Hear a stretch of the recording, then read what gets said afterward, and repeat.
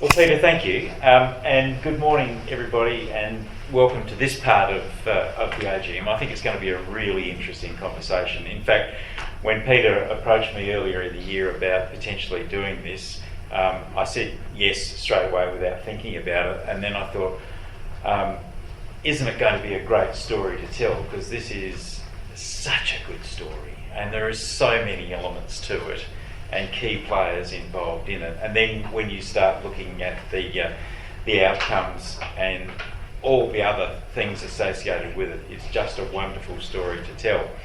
And then I slightly got the jimmies for a little while because I thought, wow, this actually is a difficult story to probably tell well without being an expert in any of it, really. So my role here this morning is to be a facilitator and to let all of these people who do know their stuff tell you parts of the story from their perspective.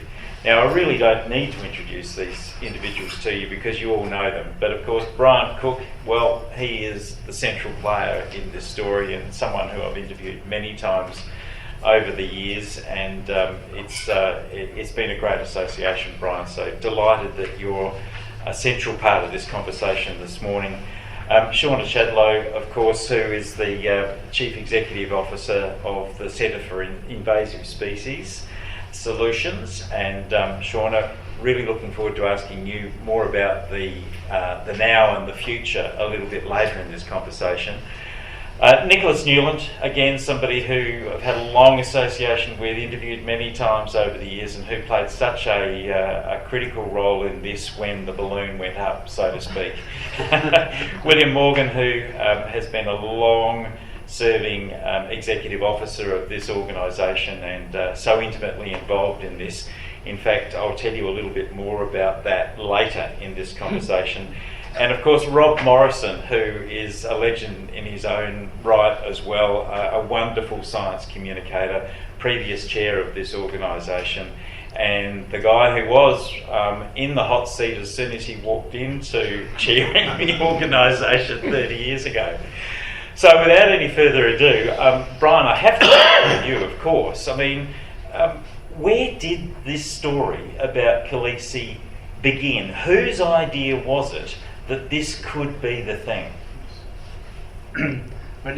I think you have to go back to earliest stage of the work on rabbit control, and we can start with the period when we were working with the introduction of European rabbit fleas as new vectors of the virus, of myxoma virus. And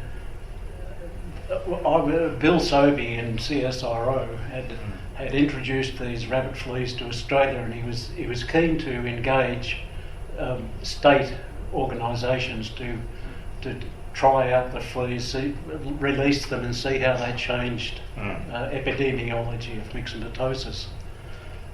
The work that we did in South Australia showed that where we released fleas in the lower southeast and the Adelaide Hills and the likes, they spread very well, but the fleas we released in inland Australia, up in the northern Flinders and out Murray and places like that, they simply died out. They didn't persist.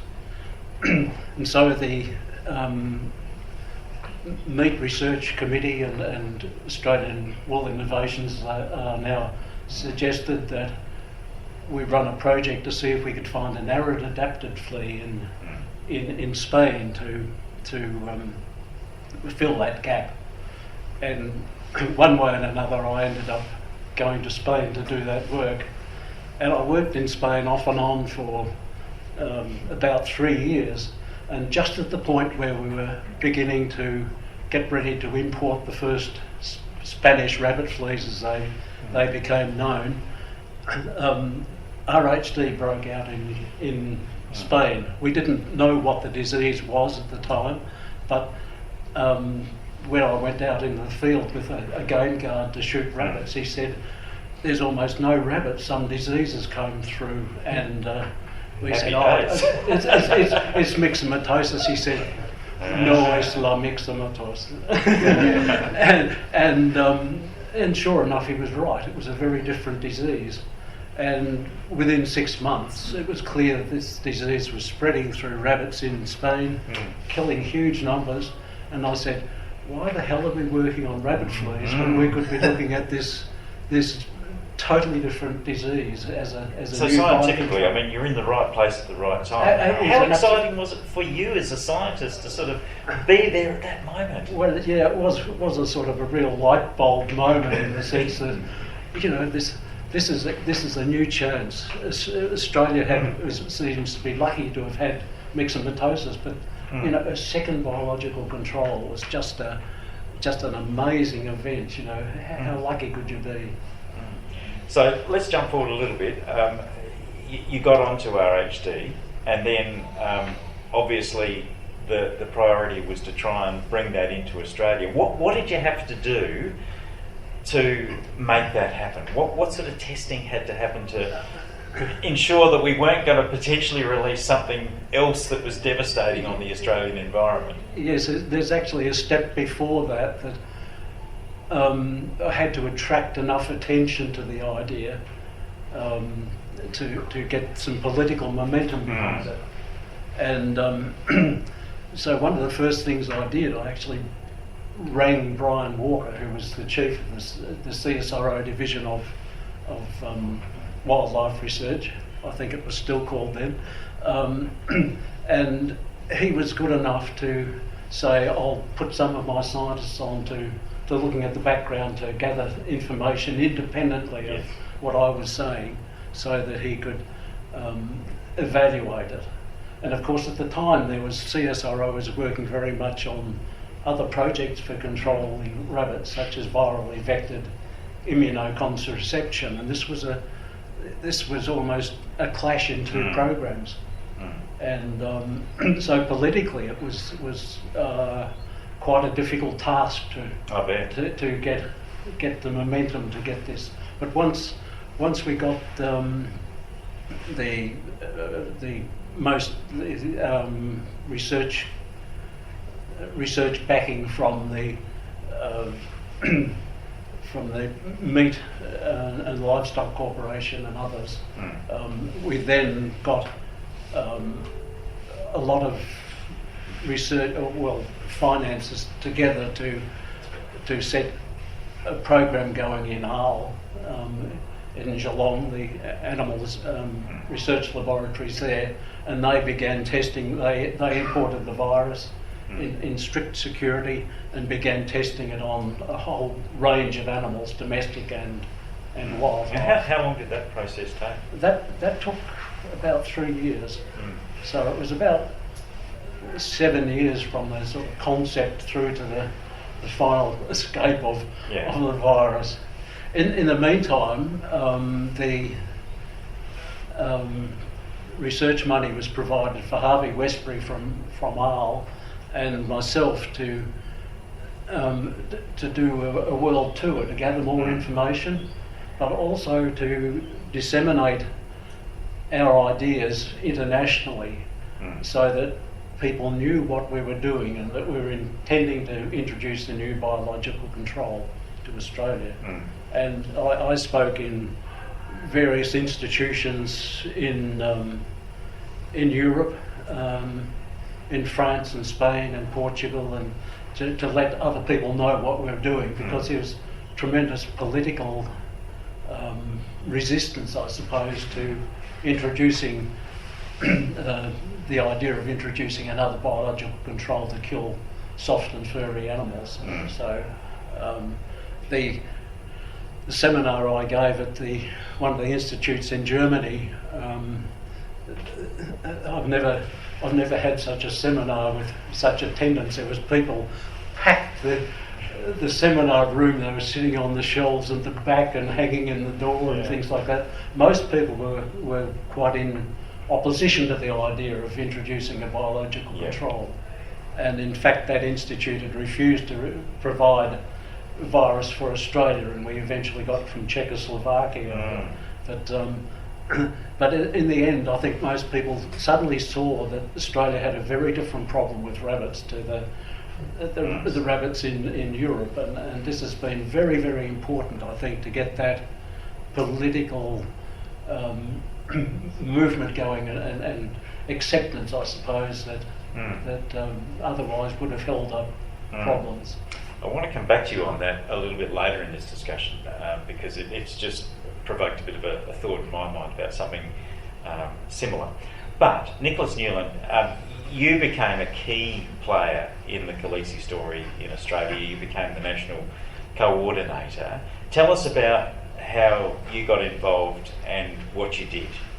Well, firstly, Lee, I had worked with Brian. He's actually the hero, not me, of this whole thing.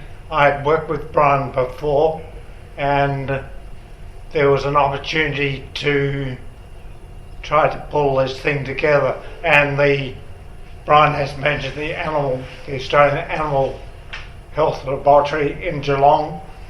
That's where all these native animals were tested. I think there were 27, weren't there, Brian? Yes, I feel like that. And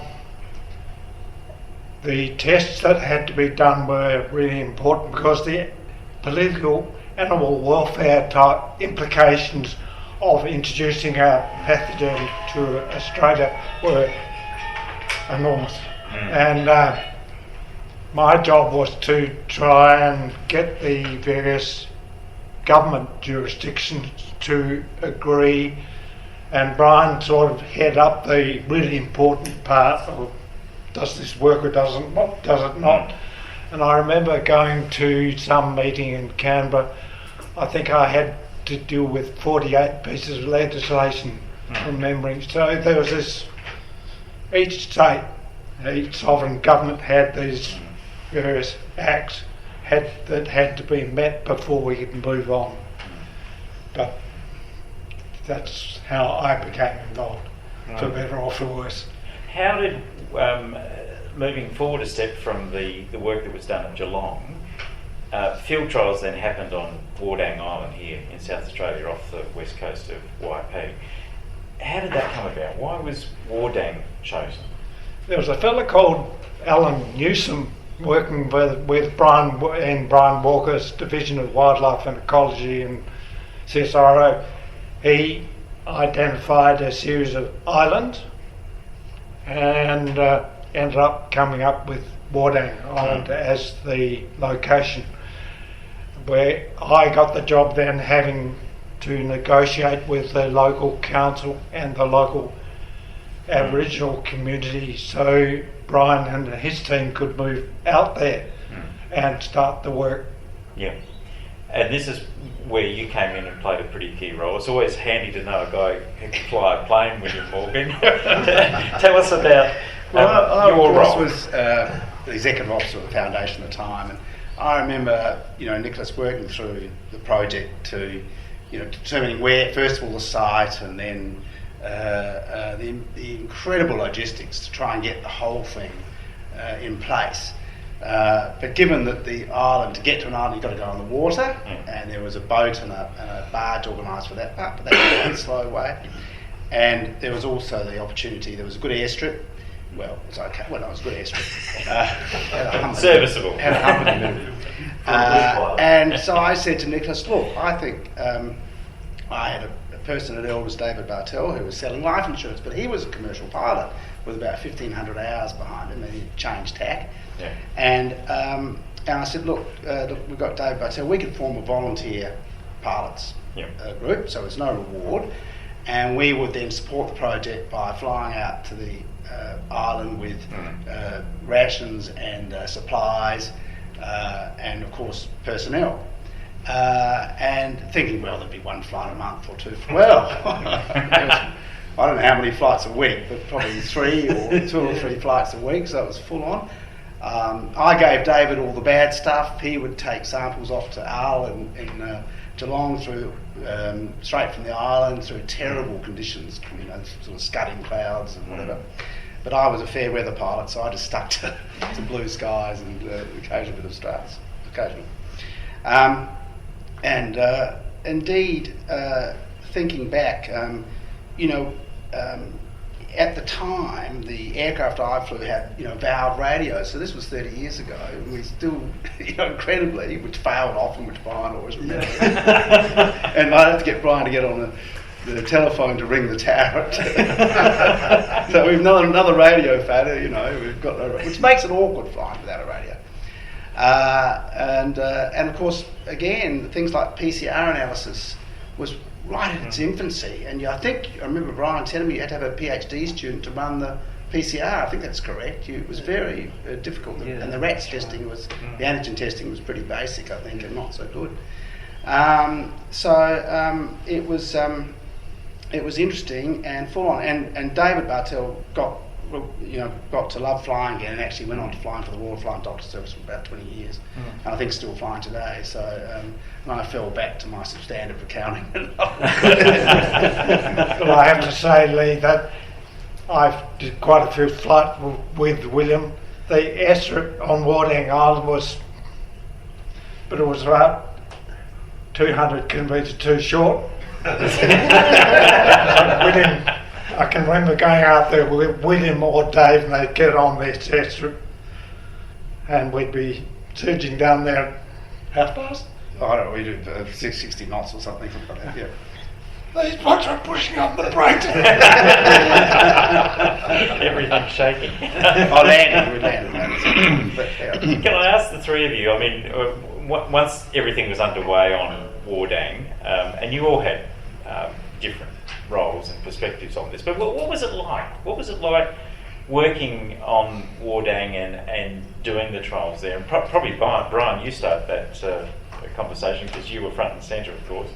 Yeah, it was very diverse work because we'd have a barge coming in with supplies, and you'd have to be bringing that alongside the pier, or actually bring it right onto the shore, and loading fuel off using a derrick on the crane, and next minute you'd be actually working in the yards. We had these big yards set up with we had to pass through at times 3 different change areas because we didn't want to be taking the virus out of the yards, so we'd have to change our clothing and rubber boots at each point as we went through, and wash our hands, and in the depths of the winter it was pretty cold because you couldn't wear much underneath, and in the wind, and then we'd climb into a hide and watch the rabbits that had been inoculated.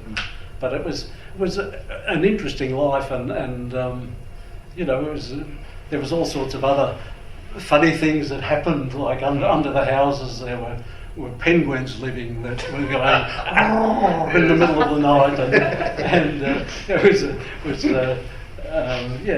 was a great life in many ways. And once the virus got off the island or started to spread, we had many other people come onto the island and looking for dead rabbits and the likes. And Scott Jennings over here was one of the people who was there helping us out. Yeah.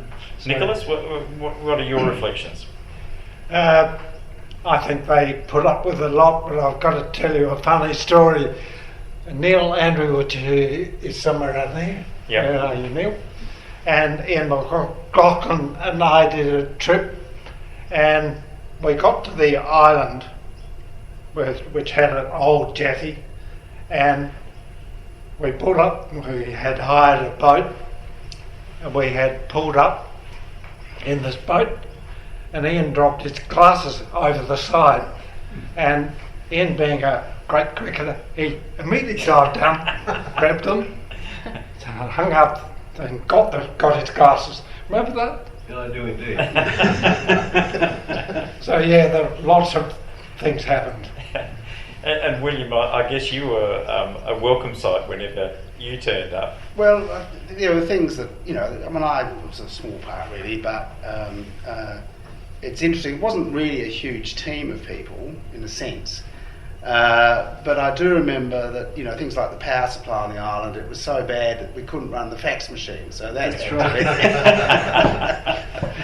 That had to be, we had to redo all that and bring all the stuff out, load it up and get out. The other interesting thing was carrying the virus. I got the duty of having the virus delivered, and then in a special cask, and it was meant to be plane proof, I suppose, and kept it chilled as well, and delivering that out, the live virus out to the island for inoculating the rabbits. Yeah. So that was, but again, it was so it was interesting that when Nicholas, so there were problems in probably July, I think, of '95, in terms of getting the virus to spread, and I think it was felt, Brian will confirm this, I think that it was felt that it may not work because you couldn't get it to spread amongst the rabbits in the pens, within the pens, so intra-pens, so to speak. Anyway, Nicholas, given it was quiet, decided to take a sabbatical and a long service leave. I was going to ask you about this. Don't worry, mate, nothing will happen. Nothing will happen. September, Rob had just moved in his chair of the foundation literally in September '95, and I said to Rob, look, it's pretty quiet, and you have the meetings and so on. Well, what an maelstrom! When in October it got the virus released, and of course Nicholas was then rung to say, look, there's a slight problem. I think you were in Western Australia somewhere on the Nullarbor, and then came back to South Australia to help with the media and so on. And it turned from Rob's doing his few hours a week turned into literally a full-time job. Yeah, and I'm going to ask you about that in a moment, Rob. But William, you flew me over to Wardang Island to do some reporting. I got permission to go over, and I was pretty excited about the prospect of being able to see it on the ground. And then, of course, I think it was within a week, it had been detected on York Peninsula. So the popular folklore at the ABC is that Radford was responsible for the release of the calicivirus in Australia. Which you've never denied. Which I've never denied, and I certainly won't confirm. But Rob, you went into the hot seat. Right, the timing was just incredible, wasn't it? It was the day of the announcement of the escape. I've been involved a bit before that because I took over for Ed McAllister, who's over here. He was the chair before me, and so perfect timing. Yeah. Well, but because I've been on the zoo board, I was an academic, but my university, Flinders, has always been very good about public engagement. So I had the dual roles of being an academic and also doing a weekly feature on Channel 10 News. And because I was on the zoo board, I had the in on all sorts of bilby stuff and Ed's activities with ARFA. And Ed had got an application for the trademark for the Easter bilby, and I, with Channel 10, had filmed the first production of chocolate bilbies with the group down at Port Adelaide. So as eventually emerged when I was doing the Easter bilby stuff, I knew I'd done the first television report of the production of chocolate Easter bilbies, and that was significant. But with all this sort of, I was going to take this quiet rollover from Ed, anyway, that was a learning curve, and I discovered I'd inherited not only the sort of calicivirus, but a bloody battle for this trademark of the Easter bilby that Ed had set going and then retired from. So I think the first thing that happened was a public meeting that Nick chaired, and a lot of people went along there, and it was sort of a room full of people, all rather dour, wondering where the hell this thing was going and who was going to be shot for it. And Nick's first statement as he got up and addressed this rather mournful crowd was, "I take it there are no media people in the room." I thought, what do I say now? But I assured him I was sort of on side, and actually you can call it a conflict of interest because with Channel 10 I could choose whatever I did features on, and as chair of ARFA I knew what I was wanting to do features on, and as the zoo board member and then the president of the zoos I had access to bilbies and all sorts of stuff. So it was a conflict, not a conflict, no, it was a coincidence of interest because I was able to use the Channel 10 outlet and the ABC outlet because I was doing radio stuff to talk about this, and I got quite a lot of media because we were a disinterested party. We hadn't let the thing go. We weren't responsible for the trials. We knew about rabbits, so we were quite a useful group for media to approach to get comments. And I too went with William in what appeared to be a retired World War I training plane on a very windy day as he flew us to Wardang Island and back, and I pretended to be as calm as William appeared, but I wasn't. It was an interesting flight. But I then went up to do Channel 10 stories with William up into the, well... I was just about to ask you, can you tell us a bit about what's on the screen at the moment? And that was a good outlet because, again, we were able to comment on it from a disinterested, I don't mean an uninterested, but a disinterested point of view as a sort of independent organisation. We got up there just after the calicivirus, and the pong was still there. We did a lot of stories. William was tremendous. Couldn't have done anything without William. He was there all the time. Very hard work. And his quiet way, terribly capable at everything. Yeah. But we went up there a lot, and we also did stuff with Operation Bounce Back, which was a follow-up. And I have a vivid recollection of the nitropril team, somebody carrying this huge bag of nitropril over their shoulder. And the team was led by what appeared to me as sort of primary student girl, sort of shorts, blonde hair, black blue eyes, tiny little child with an explosive certificate hanging out of her back pocket, followed by a rather languid bloke who was carrying the detonator cord, coils of it around his neck. This is something I should film. We filmed the blowing up of Warrens. I think there were 4, and I could only use 2 of them because the first one, the cameraman got such a shock that kept it up there. So that was no use. The second one, some joker, as we were filming this explosion, dropped bits of dried dead rabbit in front of the camera to simulate the coming down. So we couldn't use that one either. But we got 2 good explosions out of it. So they all blend in the mind a bit. But we did a lot of stuff together, and conferences, and I think it's Dave Peacock up there who we saw yesterday. He wants me to collect my I've got plagues of rabbits up at Bridgewater now, and I have to knock off a few with Mixo. So he wants them. He said, put them in the freezer. I can see my wife sitting there. So yes, it was an interesting thing, and then the Easter bilby on top of it was another. Well, that's a whole other story. Oh, we'd need another hour to go into that. That was quite the saga. But you might not have thought so at the time, Rob, but because you were so busy. But in a way, was this the best thing that ever happened to this organisation in terms of awareness, profile building, and the message that this organisation wanted to really get out to the public? I'd like to think so, but having listened to the AGM today, I was just struck with how big and effective and professional it's grown. I mean, I think to begin with, it wasn't just William and me, but sometimes it seemed like it. Now I look around and look at that. Huge advances at the very best level in this group. Yeah. But I think it was significant. I think we did have a significant role because we were an independent body, and there didn't seem to be too many others. They were either in charge of it or running tests in it, or and we had an interesting role, I think, to play there, and it was a good position to be in. You did wonder sometimes when you gave airy reassurances about the calicivirus. I remember describing it, I think, to some journalist in the ABC as almost a designer virus. I thought that's a bit melodramatic. I just kept thinking, I hope to God they're right, because we had people. I won't name him, but it was somebody who, I think, wrongly was accredited as being a great environmentalist up in the hills.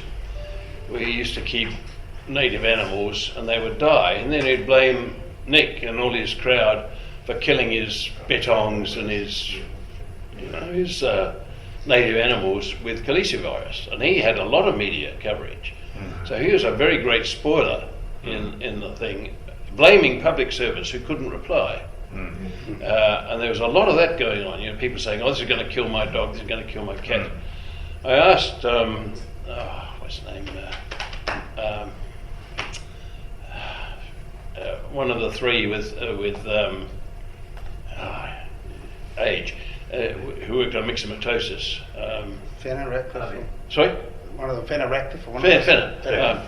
we had dinner with him and once, and I said, look, is it true that you all injected yourselves with Mixo? And he said, no. I thought, there's a really good story going. And he said, I injected McFarlane Burnett and he injected me. So, story's safe. I just want to backtrack ever so briefly, because a couple of slides ago there was that amazing picture that was taken at one point in time. We're going there. This one. Yeah. Tell us a little bit about this photo. Why and I guess the public perception that might have been created seeing this, and why it is such a famous photo. Anyone? Any takers? Well, I can tell you something about the history of the photo. It was taken when Bull and Mule's two CSIRO scientists were first working with myxomatosis. They worked on Wardang Island, and because it was overrun with rabbits, and they were trying to see whether the virus would spread, and they found that it didn't.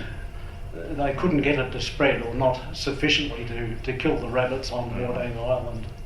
And that photo, I think, is actually an artificial watering hole. I think they... that is Wardang Island, is it? That is on Wardang Island. I think they dug a hole or used a natural depression, probably put a canvas in there, and filled it with water so that the rabbits could drink there. And they didn't have great success. We actually used that information to as part of the assessment of Wardang Island, to suggest that if we used that as a trial area, the virus probably wouldn't get back to the mainland, and that was what we thought was safe. But of course, it proved to be a wrong assumption. So what is the truth? How did Calisi jump from Wardang to York Peninsula and then take off like a bushfire? You mean apart from the journalist's shoes? Yeah. I've always had the blame. You didn't tell me you'd put the live virus on the seat I sat on. That's right, I said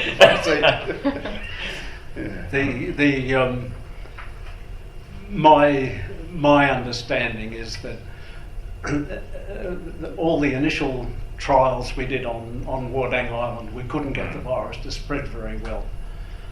The first time it suddenly spread from one yard to the next coincided with the arrival of flies on the island. Each year, bush flies moved down from the north of South Australia into.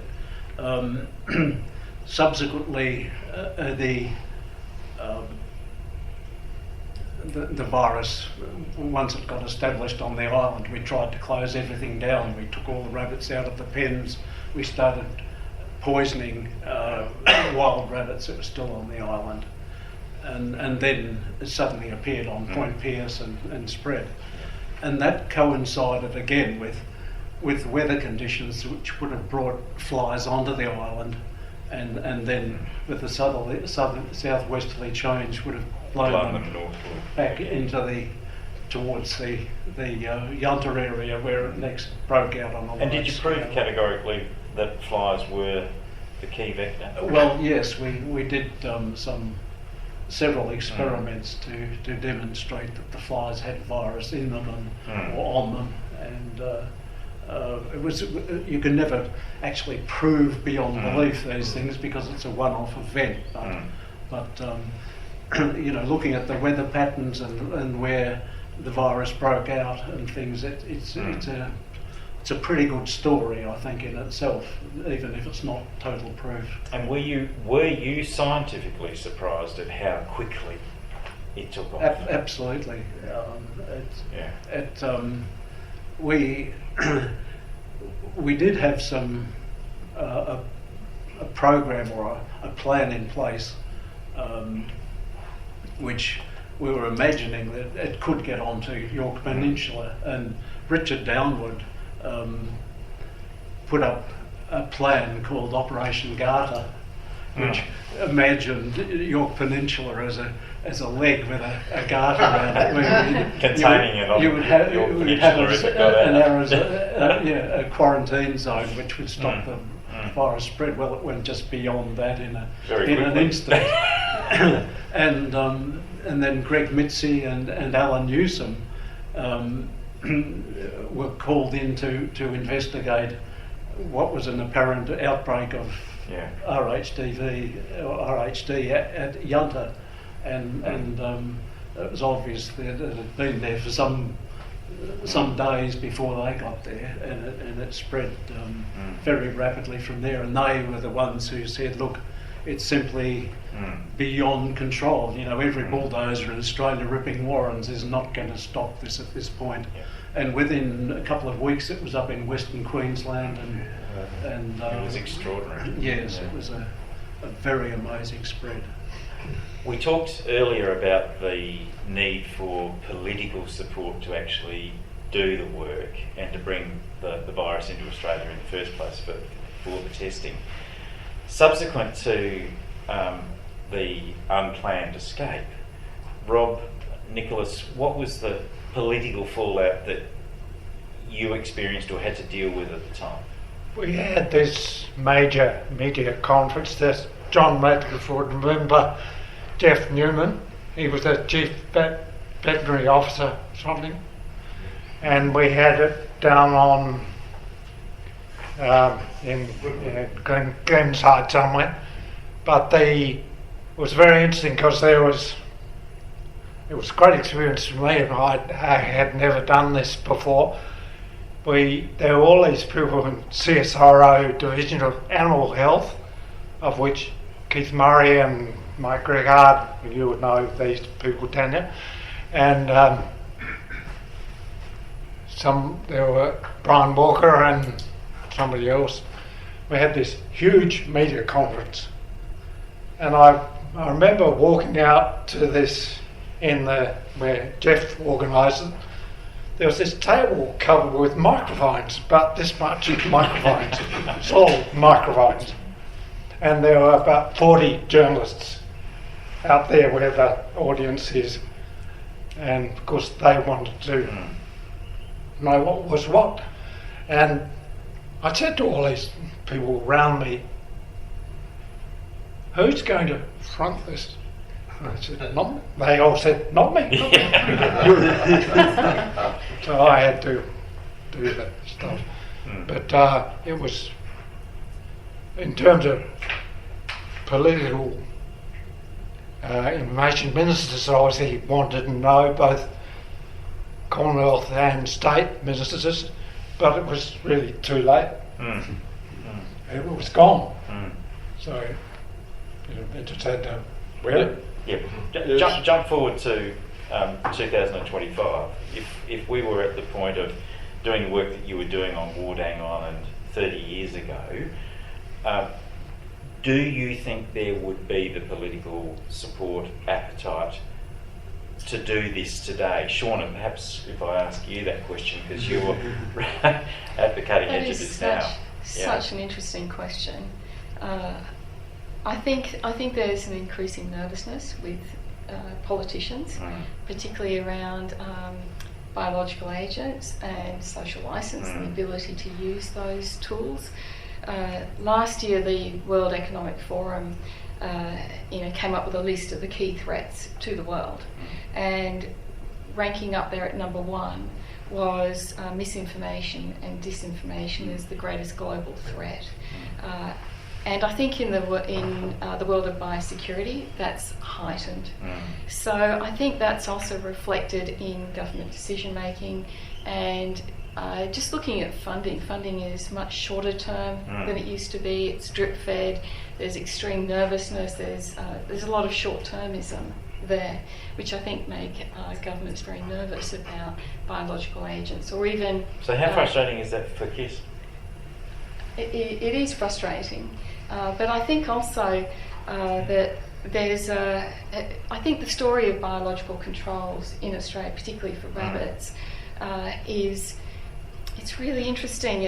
I think we've become the victims of our own success. So who would have thought that one tool could have such extraordinary impact at such a scale with such speed. Yep. And you'd think that we would stay on the job of maintaining that control. But instead, I think there's almost like this amnesia about the problem that's brewing on the horizon. And coming into this role at KISS, I went on a very interesting listening tour, meeting with all the stakeholders, members, jurisdictions, and it was interesting to discover that so many people within government and at very senior levels just assumed that the next biological agent was on its way, that there wasn't a problem anymore, that it was all in hand. And in fact, there's a lot of surprise to learn that no, it's not in hand. The last biological agent, the RHDV5, was released in 2017, and do the maths, we're coming up to 10 years, and rabbits develop an immunity every 10 to 15 years.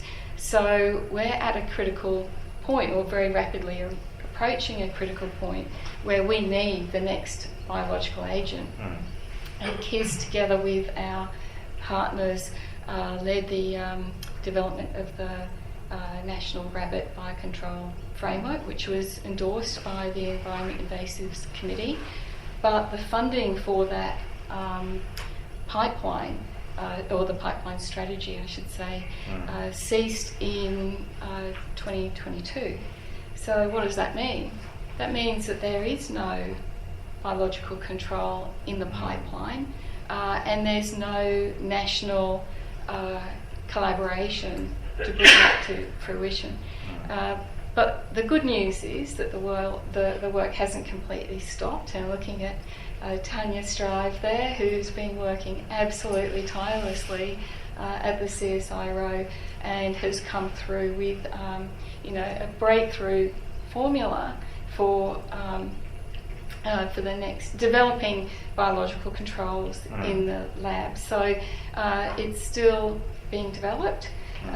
And we're working together to go around to all the different jurisdictions to say that this is the future of biological controls, and to be able to develop a biological agent in the lab outside of rabbits, so that is repeatable, so that then we can continuously release biological control agents every 10 to 15 years and bring those numbers down.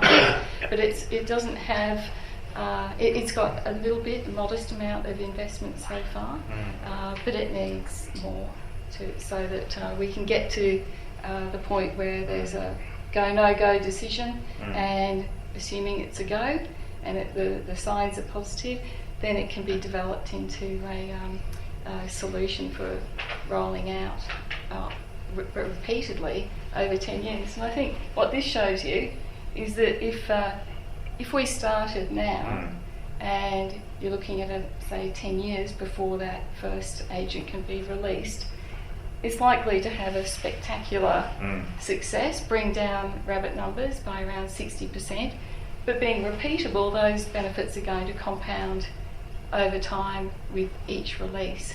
So it's a really exciting solution.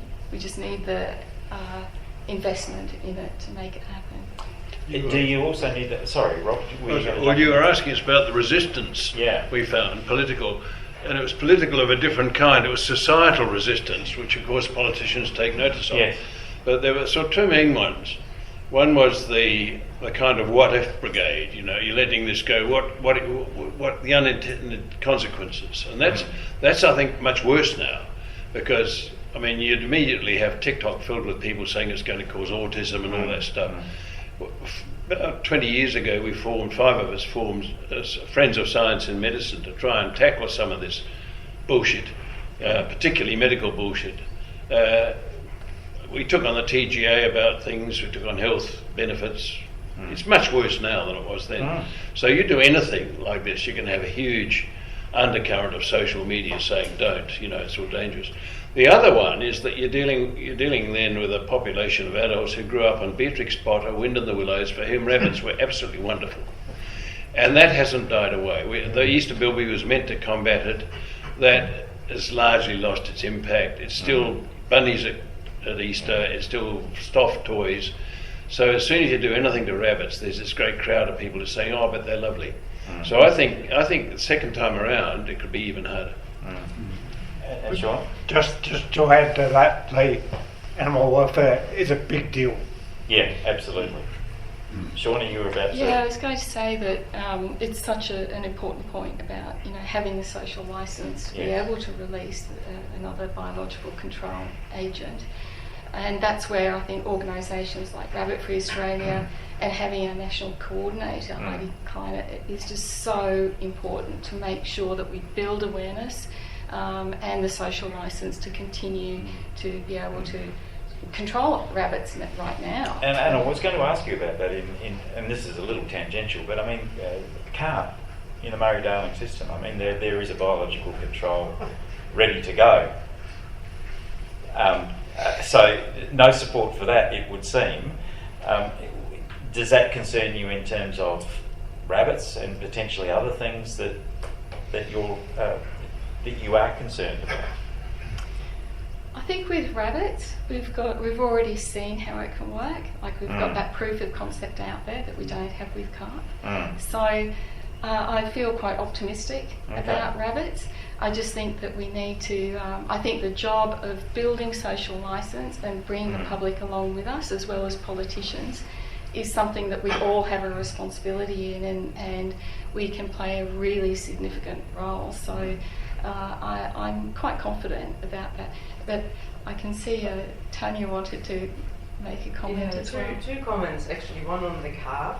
That story, that book hasn't closed yet, so there's work still underway under the National Carp Control Plan.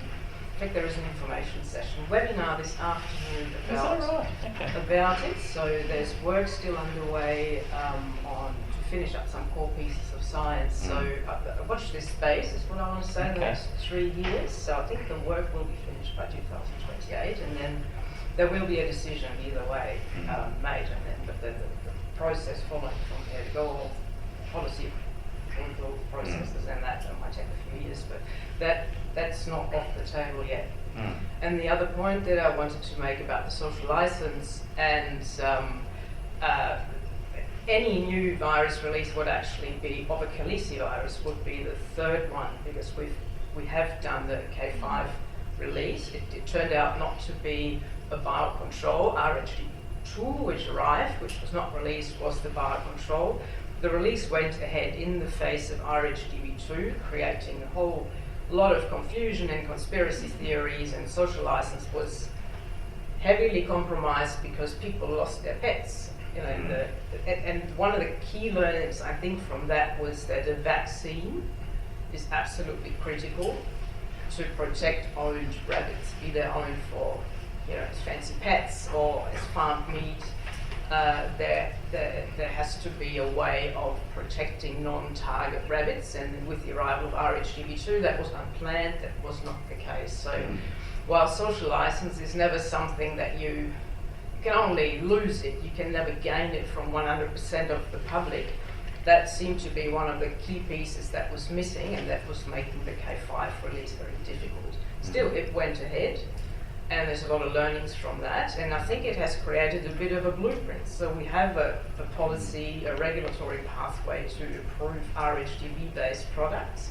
We have done it, royally, like you guys have done it in the 90s, and then in 2017 the Invasive Animal CRC was leading this, so we have a lot of learnings that we can build on in an existing pipeline. And we know a lot of the core questions that you had to find out the hard way, for example, how the virus transmits. We know all that, so there's a lot that RHDV-based biocontrols bring in terms of advantages, and you will never get 100% approval from everyone in the public, but I think it's possible. I wouldn't be so pessimistic. Okay, well that is good to know.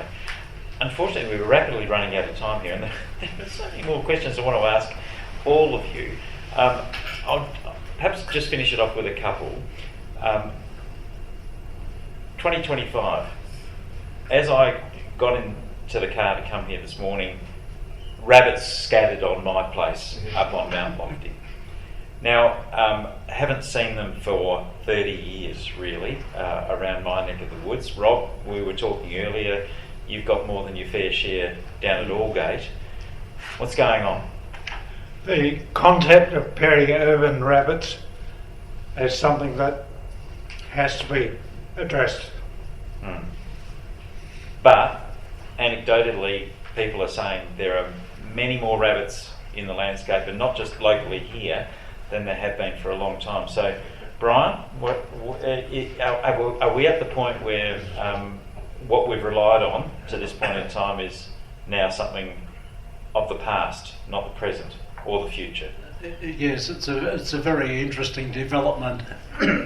The rabbits have almost become a commensal animal in some ways, living with people. If you go almost anywhere around a town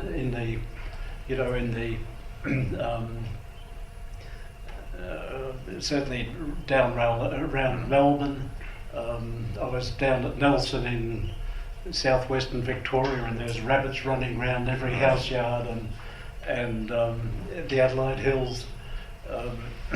Rabbits are present in those sort of situations widely, but they're not common in agricultural dry farming land. And this is something. So it's the nature of the problem changing. Yeah, I think this is something very different to what would ever happen. And as a scientist, my thoughts go to maybe we've got some sort of interaction between the non-pathogenic virus RCV and the other viruses, the more potent ones. And I think that's a thing that has to be looked at. We don't know enough about the epidemiology of what's going on, and I won't dwell longer on it. But I think this is quite a real threat, because if there are large numbers of rabbits with viruses of different sorts constantly hammering away at their populations, this is where resistance to RHDV is going to come from, and potentially rabbits could then spread from these semi-urban areas and back into the other landscape. So I think there is a responsibility for us to do something pretty urgently about this problem. The last year at Aldgate I've shot 5 with Mixos, so that's still working, but it's only a fraction of what's there. We do have to bring this to a close now. This was titled, effectively, this discussion today, 30 Years of Success. So I might go to each of you sequentially and just ask for your final thoughts about these past 3 decades, and whether or not you think it has been an unqualified success. Rob, we'll start with you. I think it has been for a while. And as Brian says, it's interesting that now there's some areas that haven't got rabbits, and we're looking at why. So, still being evaluated, but it certainly was a very graphic demonstration of expertise well placed to have a huge effect. I remember the quotes of how much we're losing a year. I think it was 600 million or something agriculture. William made the point that with all these kids going out planting seedlings at $1 each, it was probably another 400. And I used to, for the media, talk about the billion, because you could defend that. And even with Robert Hill, he used to officiate of these children plant things, and he'd tell them what a good job they'd done, and I'd say, well, can you not tell them to put guards around them, because half will be gone in the morning. that was not what he was interested in. It was patting children. Yeah. But there's a huge loss of that. But as we saw in the Coorong yesterday, the aftermath of myxomatosis gave a whole lot of native plants a chance to get going, and I think RCD will have done that. And now I'm putting guards around everything, but I put things in then, and they're now big trees. So there has been, at least for native vegetation, a chance for another generation to get going, and that's obviously beneficial. William? Yeah, well, it's interesting, isn't it? Because I think I saw a comment from Rob in '96 when probably we were putting up an application for the official release of the virus through the Biological Control Act. And Rob twisted the saying, does the end justify the means do the means justify the end? And look, and I see what's happening now, and I think that's the case, because the work that we're doing now, there will be opportunities down the track. Something will arise. It just has to be pursued. There has to be persistence, and there has to be some heroes to take these projects forward and put them up in front of the politicians and the community. But something will arise, I'm sure. I'm optimistic that something will arise from all this and be used in the future. Nicholas? Yeah, I think it has been unmitigated success, but for a while.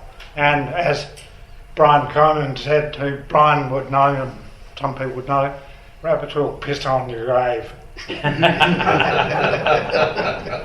do you follow that, Shauna? Hopefully not my grave, because we'll have the solution in place by then. I think it has been a spectacular success. Unlike so many other issues, what it's given us is the knowledge and the know-how to deal with the problem. But it's not a silver bullet, and we need to maintain momentum. What does that mean? It means that over the next 10, 20, 30 years, we need to keep the pressure on rabbits right now, but we need to acknowledge that a lot of the knowledge in how to deal with rabbits on the ground is being lost at a very rapid rate, and so that's where the role of Heidi Kleinert comes in, and organisations like Rabbit-Free Australia and the Darling Downs Moreton Rabbit Board. We need that knowledge. It's being lost, and we need to regain it fast, because numbers of the rabbit population numbers are on the rise. Secondly, we need to invest in the Rabbit Biocontrol Accelerator project, and that is really urgent, because if we don't, we won't have a solution in 10 years' time. Like, every day counts. So we need investment in that. And ultimately, I think we also need to be investing in blue sky research like gene drive technology for the future. But we need to tick all of those boxes. We can't ignore any of them, and we can't be complacent. And finally, Brian, many see you as a national hero, a national living treasure. Last words to you, sir. I guess I'm optimistic that some solution will be found. We seem to have found our way through all the other dilemmas. But I think that the social aspects are probably one of the major things to tackle. We can do research and get to a certain point, but at some stage or other, it's the social details that we have to grope with, people's attitudes and the long-term resistance, I suppose. If you think about it, 30 years ago, there was rabbits were more of a problem than they are at the present time. But there's few people who actually can remember that. Everyone who can remember it was probably at least 20 at the time. Add 30 onto that, you probably haven't got a person in Australia under 50 who has any idea of what a problem rabbits can be from personal experience. And so I think that's the big problem we have to get over, to sort of raise awareness to the point that people are willing to do something again to solve the problem. Which applies to so many things.